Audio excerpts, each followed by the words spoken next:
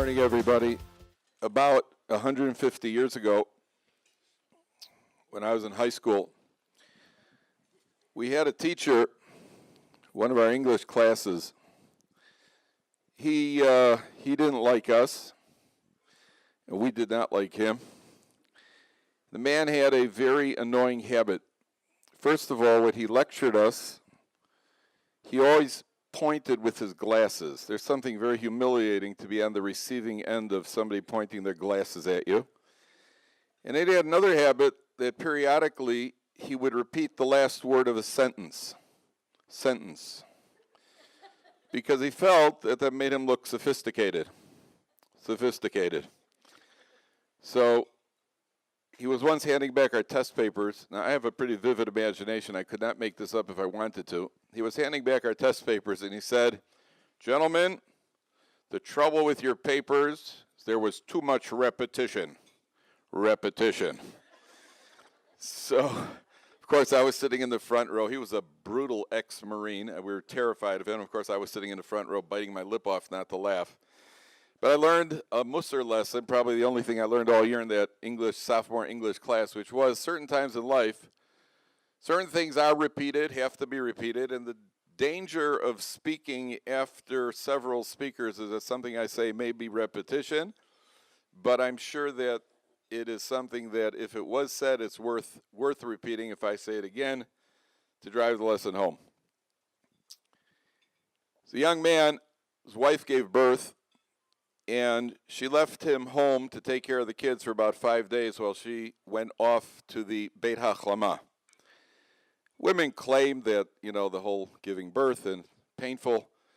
And I personally, I think the thing is more of an attention-getting thing. I said that once to my wife. I said it once to my wife. And I've been in pain ever since. So this young man goes and he's got to watch the kids. Now, you know what it's like for a father to watch the kids for 5 days or 6 days, or 4 days, whatever, every 10 minutes, whatever it is. And the father's watching the kids. I remember when I watched the kids, my wife was giving me last-minute instructions before she traipsed off to the Beit HaChlama. She'd give me last-minute instructions about showering and bathing and washing and laundering. And I listened nicely, politely, and I smiled, and I said to her, "Listen, I will give them back to you, Be'ezer Hashem, happy and healthy. But all those hygienic action verbs ending in ing, they ain't happening." By me changing clothing meant, Ruvain and Shimon change. You're going to school today, that sort of thing. So this young man, wife comes back after 4 or 5 days. She says to him, "Listen, Chaim, you did a great job with the kids, and I could see you're a bit worn out. So now it's your turn. I'll watch the kids. Pick a hotel of your choice, and you go to any hotel you want for 4 or 5 days. You stay in the hotel." So he says to her, "Listen, you giving me 4 days off?" She goes, "Yes." So he says, "So let me do it my way." He goes to the gabbai of a little shtibel, which is only used for davening on Shabbos. He asks for the key to the shtibel, takes a mattress, food, locks himself in for 4 days with a Masechta Psachim, and in 4 days he chazered the entire Masechta start to finish. It was Bein Azmanim. He said to his wife, "This has invigorated me. I'll be able to go into the Zman, a new person. Now this will energize me."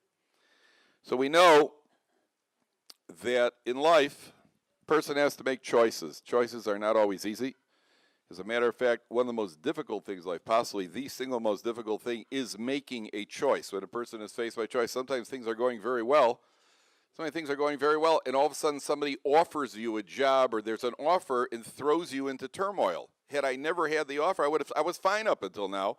And suddenly there's a new offer, something else on the table, and now I have to make the choice. And the choice creates internal pandemonium. A person is very, very unnerved by having to make the choice.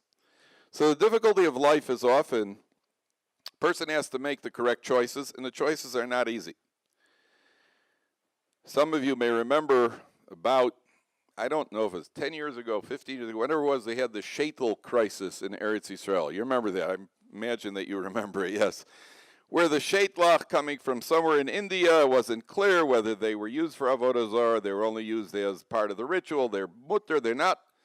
And it was an isser deraisa, safek deraisa. And many, many people had to make the choice of whether or not they're going to suspend wearing their shaitels, because the Rabbanim paskind, anyone with a shaitel from the certain company, those shaitlach are a suffix deoraisa, because it was used as part of the Avodah Zarah service. So it's mamish iser deoraisa, and since it's a suffix deoraisa, there were delegations that were sent to some small town somewhere out in India to find out exactly what was going on. Was it part of the Avodah Zarah service, or it wasn't part of the Avodah Zarah service? So there was a teacher in a school, and she walks in. This is a teacher who never went anywhere without a shaitel. She didn't leave the house without a shaitel, didn't go shopping without a shaitel, didn't take a shower without a shaitel, nothing without a shaitel.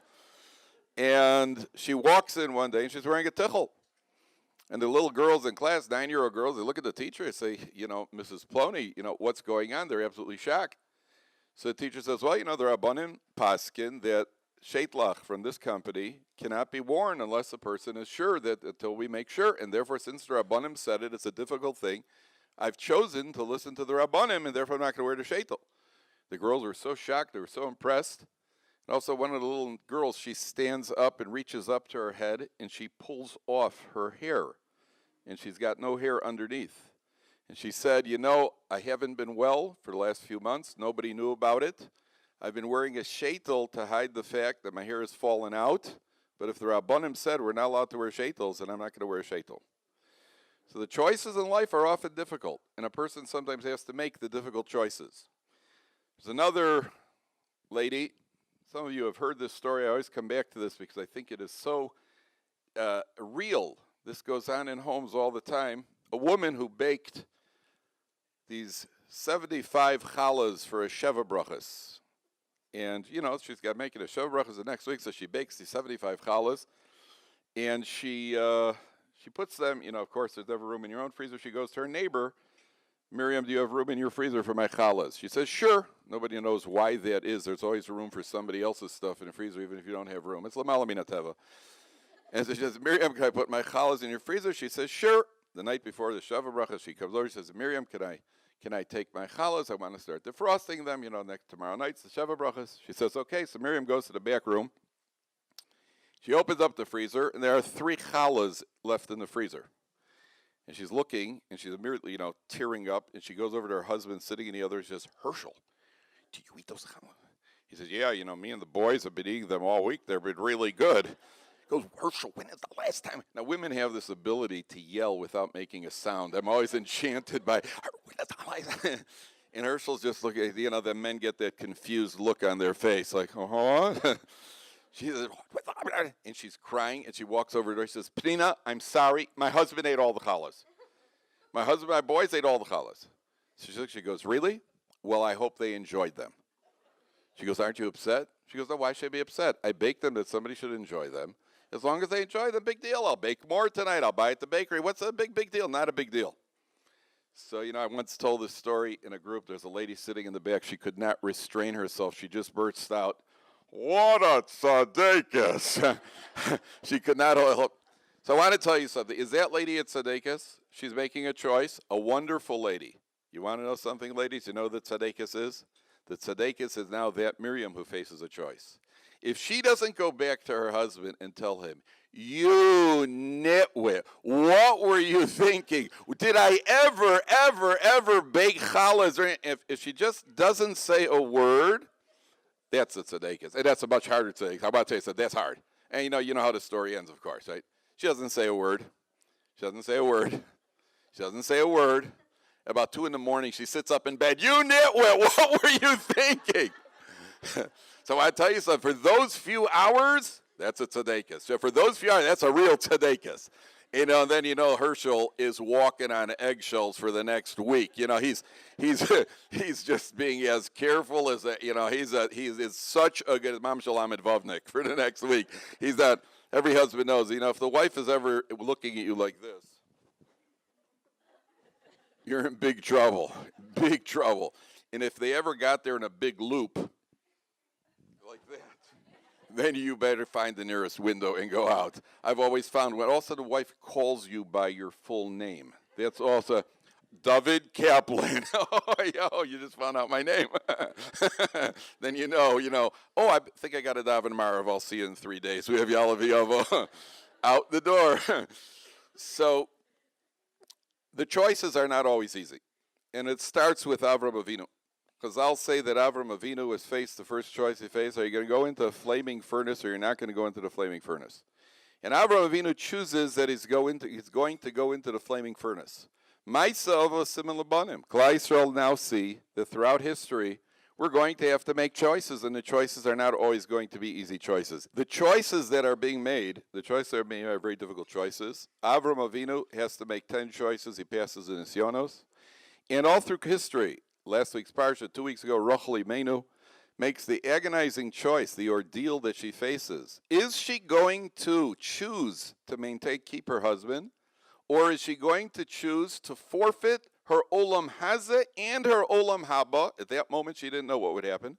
Is she going to forfeit it all in order to spare her sister the shame of being taken out of the chuppah, and she replaces her? And Rachel Imenu makes the choice. She cannot bear that her sister should have to go through any sort of suffering, any sort of humiliation, any sort of embarrassment.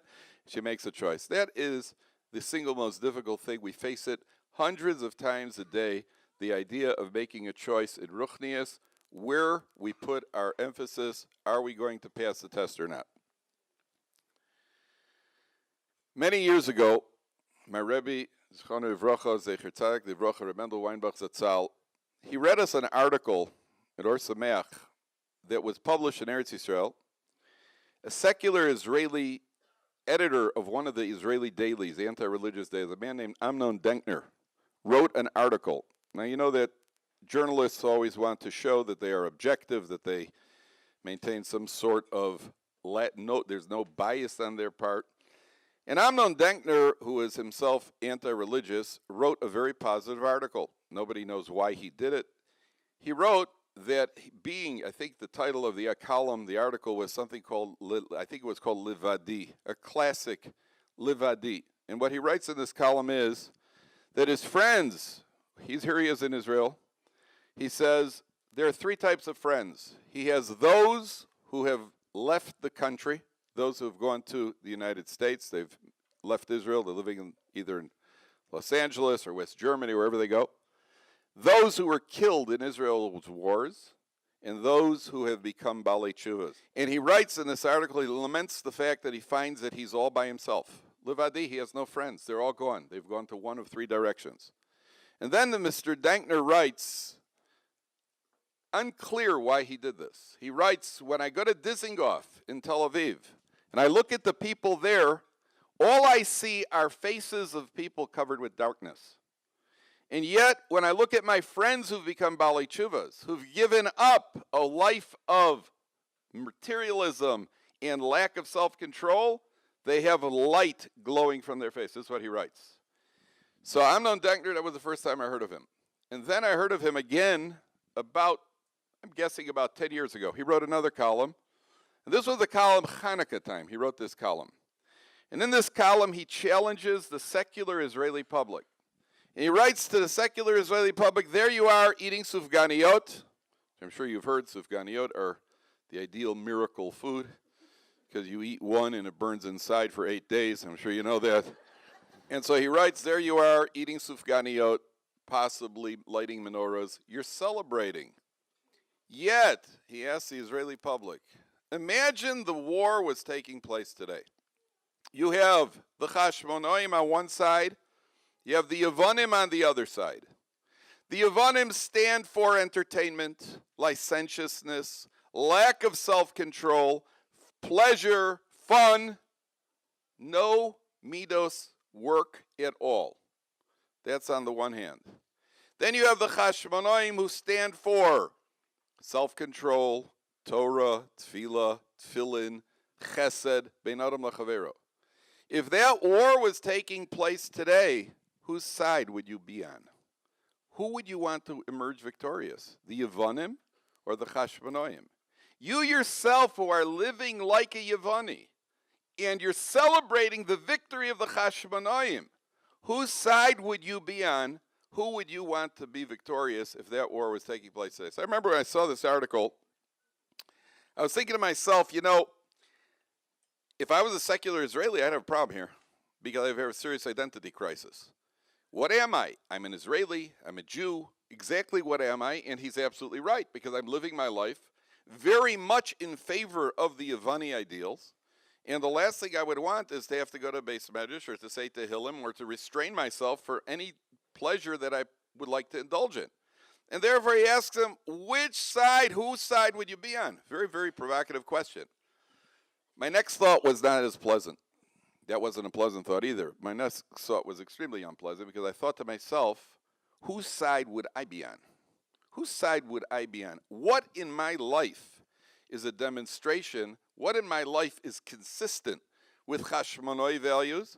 And what in my life is consistent or is more in line with Yavani values? And it was a very, very difficult, I was grappling with that issue. It's not easy, and you have to activate a tremendous amount of honesty. I was going to England, flying into Heathrow Airport. So when I got to I'm a Kohen, and there was a problem at the time for Kohanim to fly from England to Eretz Yisrael. There's a problem with bodies on the planes. I always had to ask. In those days, I would have to call the cargo department of El Al to find out if there are any bodies on the plane. And I'd have to call a few times during the day, because the sooner I'd find out, the sooner I could start making alternative plans. I remember one time I called the guy at cargo. I called him up once in the afternoon. I said, hey, are there going to be any bodies on tonight's plane? He says to me, no. I called him again. I called him a third time about an hour before the flight. I said, are there going to be any bodies on tonight's plane? He says, yes, sir, there will be 200 bodies, all of them alive. He had had about enough of my. When I got to the desk, so I had to route myself because I'm a Kohen. So I was flying to England. I was there for about a week, and then I was flying back through Germany, through Frankfurt, Germany. I was going to fly to Germany and then pick up El Al. Coming out of Germany, there wasn't a problem. So when I get to the passport control, and there's a Hindu, man's about 6'4", got a long black beard, and he's wearing a tichel. Interesting contrast. Well, he was from India. He was worried about the shaitels, I guess. But so he's wearing, he's got a long beard, and he's wearing this headband. He's wearing that thing on the head. And he immediately took a very strong dislike to me. I don't know why. I don't think I'm that bad always. And I walked in, and as soon as he saw me, you could tell there was tension. And we had to fill out the card. There's a card that you fill out, the board when you enter the country. And on the card it says, write down your profession, your occupation. So I wrote teacher. So the guy picks up my card and he glances over it. He says to me in a very, very aggressive way, he says, what do you teach? So I said, Torah. So he looked at me, he flinched for a second, because he didn't know what that meant. And then he looks at my card, he said, why are you flying through Germany? So I said to him, well, because there's a problem with Tumas Mace. Some poskim are mekil, but some are machmir. There's a poseach techfach issue. I'm machmir, so I'm going through Germany. And then probably the sweetest 5 seconds of my life, he looked at me and I looked at him. He's looking at me and I'm like that. And we look deep into each other's souls. It is the God worshiper versus the cow worshiper. And we look deep, deep into each other's souls. He didn't say anything, and he says to me, what do you teach? I said, Torah. So he stamps my passport and says, okay, go on in. Now, I thought to myself, it's very interesting. The guy suspected me of being a terrorist, yet he couldn't admit that he didn't know a word I said. Now, I knew that he didn't know. He knew that I knew that he didn't know. We both knew. It was wonderful. Every time I go back to England, I'm looking for the same guy. I can't believe it. Was terrific. And yet he couldn't admit, because he didn't have enough, he didn't take a tremendous amount to be honest. Person makes a self-assessment, very difficult thing. So this requires some pretty harsh honesty. And a person has to ask himself, is the thing that I'm doing, any stage in life, and I want to tell you something, you're wonderful. I want to tell you something, if you knew how many mitzvahs you do in the course of a day, if a person understood, you don't even appreciate yourselves. I guarantee you don't appreciate yourselves. Because you get up in the morning and you do mitzvahs from the beginning of the day to the end, and you never realize how many you're doing. And because the fact that you're here today, you obviously came to hear the shiurim. The food was a completely second thought back, far, far, far in the back of your mind. Had almost nothing to do with the choice. And a person who's working on themselves, obviously, A person, you understand, from the moment you wake up in the morning, do you know how many mitzvahs you're doing? You know, my kids used to play. If you want to see it, the reflection is in your children and your grandchildren. I used to get up Shabbos morning. My kids would play shul. Kids play shul. You know, one boy puts on a big towel, puts a big beach towel, and it's the talis. And one guy's the gabbai, and the other one's the guy who yells at the gabbai. And then and it always ends with an ufruf, right? There's always some sort of ufruf. And they're playing shul. I don't know if Catholic kids play church. You know, okay, you bring the nails, I'll bring the hammer. You know, no, I did that to me last week. No, it's his turn. I don't know exactly how that works. Frum kids are playing, you know where they see it? They see it in you. They see what you're doing. I don't know what the girls didn't play shul. The girls played wedding. That was a very confusing game, by the way. I never picked that one up because I always knew there were two of them. One was the chassan, one was the kala, but one doubled as the mother-in-law. And one was holding a baby. Right? And then somebody walked around 7 times. I think they both walked around each other 7 times. Not sure how that worked. In a frum home, you know, you get up in the morning. Do you know what you're doing? You know, the Briskerov once saw a man sitting on a park bench. He said to this man, a loafer, he said to this man, tell me something. Have you done anything productive today? Tell me something productive you've done today. The man said, yes, I have. I got up this morning, I put on my right shoe, and then I put on my left shoe. Then I tied my left shoe and I tied my right shoe, exactly what halacha says. The Brisker Rav was a fire. Brisker Rav was mispoil at the man's answer. That a Jew understands you fulfilled one halacha in Shulchan Aruch. Do you realize what you've done? And a person sitting here, do you know what you've done? Did you make breakfast for your family? You cooked a meal for somebody in your house? Do you know you've just done a chesed, a deoraisa? We take it for granted. If a dog was scratching at your door, you would bring him in and feed him. Maybe you would, assuming those who would, the one of you who would.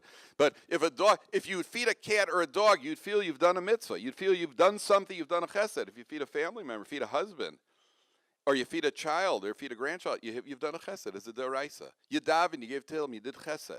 So on the one hand, we're full of mitzvahs. Malay mitzvahs karimon. That's even the worst of the Jews.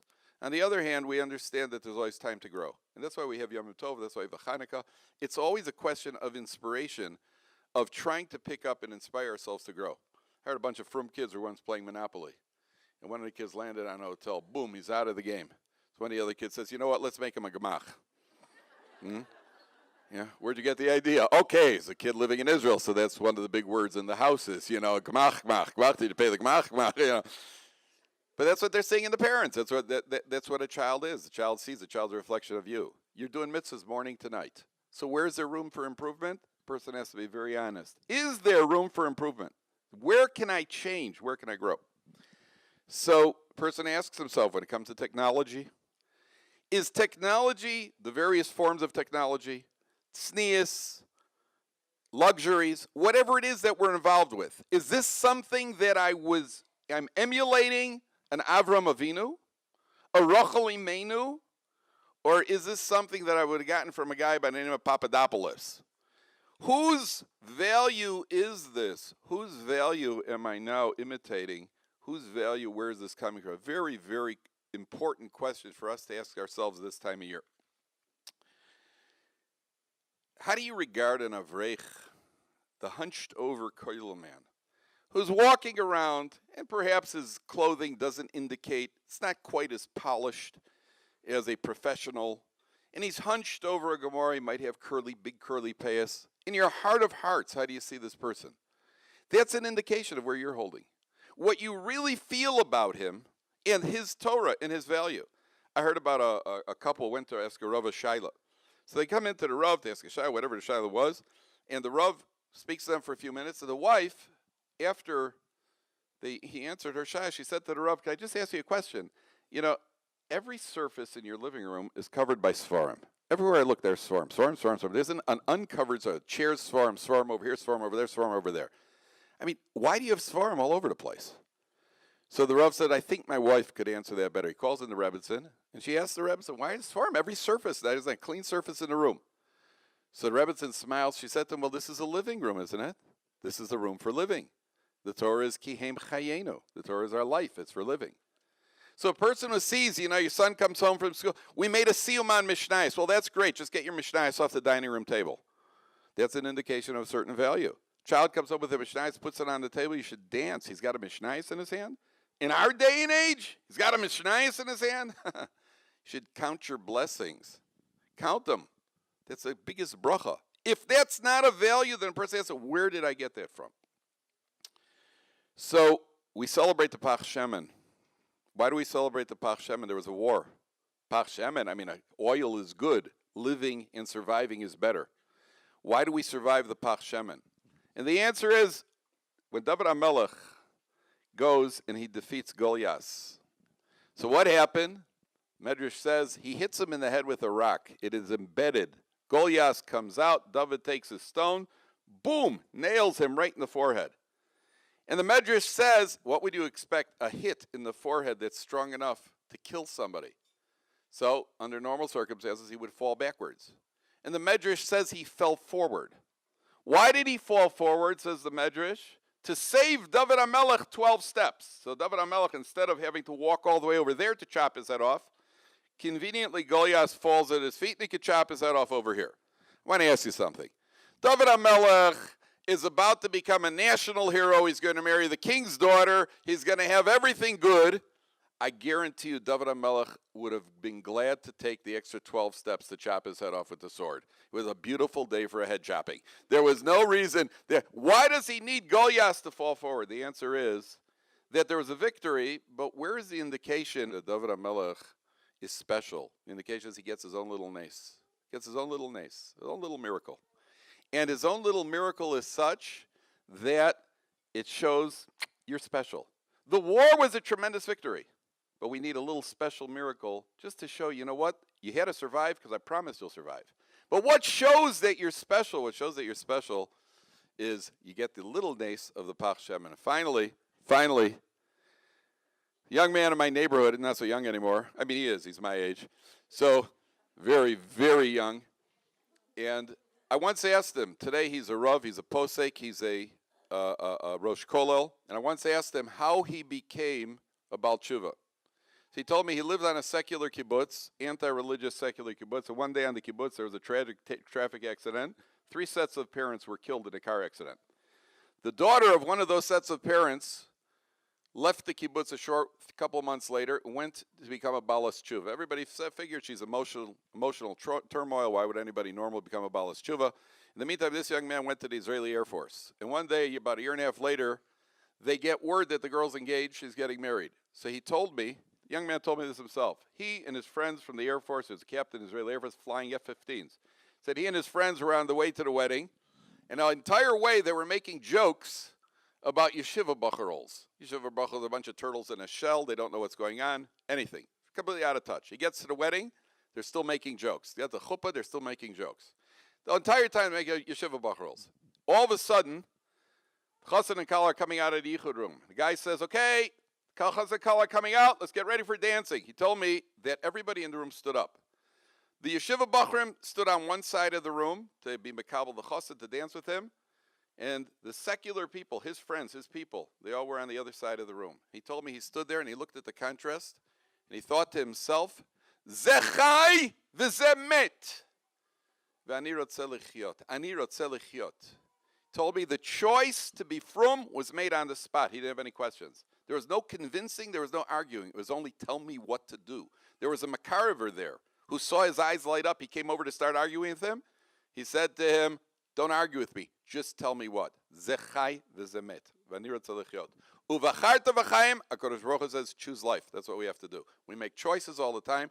Our job is to choose life. HaKadosh Baruch Hu should help us all make the right choices all the time. We should be zocheh to a lichtige Chanukah. Amen.